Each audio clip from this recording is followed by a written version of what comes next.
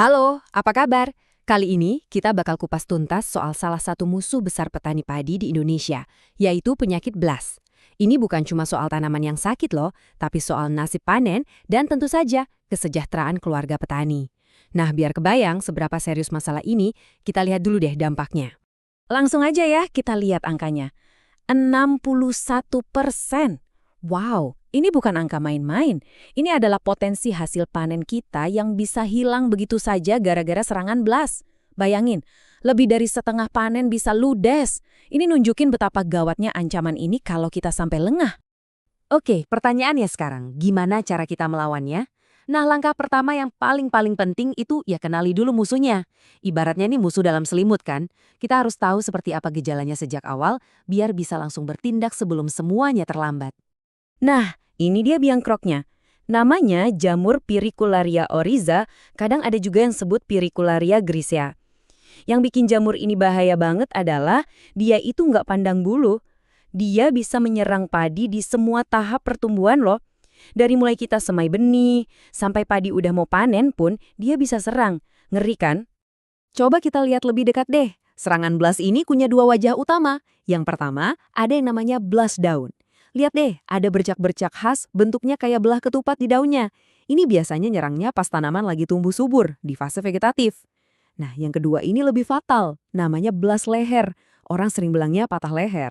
Ini nyerang pas padi mau ngisi bulir, di fase generatif. Akibatnya, yaitu gabahnya jadi hampa, kosong melompong, gagal panen deh. Terus, kapan sih penyakit ini biasanya muncul? Ternyata dia nggak datang gitu aja. Ada kondisi-kondisi tertentu yang jadi pemicunya. Bisa dari lingkungan, bisa juga dari cara kita bertani. Yuk kita intip kondisi kayak apa sih yang bikin si jamur ini betah dan gampang nyerah. Jadi, si jamur ini paling suka sama kondisi yang lembabnya tinggi. Apalagi kalau pagi-pagi sering ada embun. Ditambah lagi suhu malam harinya adem, sekitar 22-25 derajat. Wah, itu surga banget buat dia. Kalau kita tanamnya terlalu rapat, udaranya kan jadi makin lembab tuh. Nah, itu sama aja kita bikin rumah yang super nyaman buat spora jamurnya nyebar kemana-mana. Nah, ini nih yang harus jadi perhatian kita semua. Kadang kita suka sayang sama tanaman, jadi ngasih pupuk nitrogen atau ureanya banyak biar ijo royo-royo.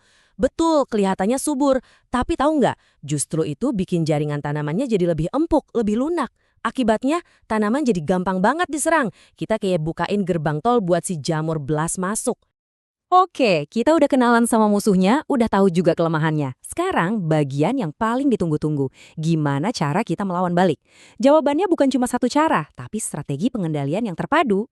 Jadi, ada 4 jurus jitu nih yang bisa kita pakai. Pertama, dari awal udah harus pinter, pilih varietas yang memang tahan penyakit. Kedua, atur cara tanam dan benihnya, jangan asal.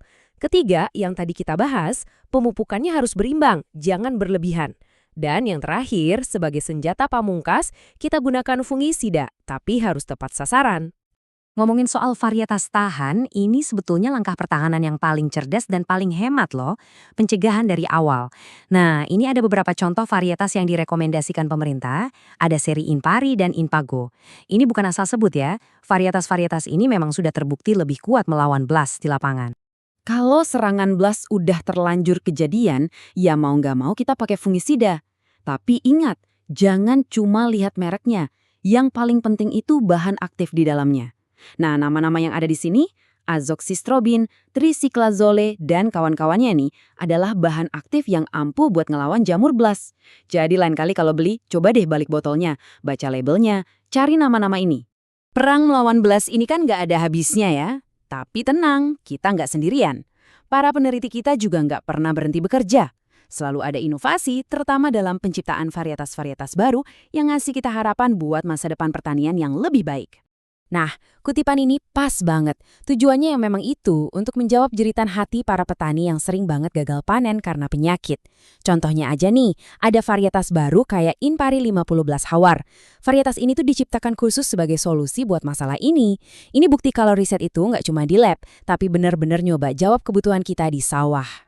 Oke, kita udah bahas banyak banget ya, mulai dari milih benih yang benar, ngatur pupuk, pakai fungisida, sampai ngintip varietas baru yang canggih. Nah, sekarang coba deh direnungkan, kalau lihat kondisi sawah Anda masing-masing, kira-kira dari semua cara tadi, mana sih yang paling penting dan harus segera Anda coba terapkan? Coba dipikirkan ya. Terima kasih banyak sudah menyimak, mudah-mudahan obrolan kita kali ini ada manfaatnya.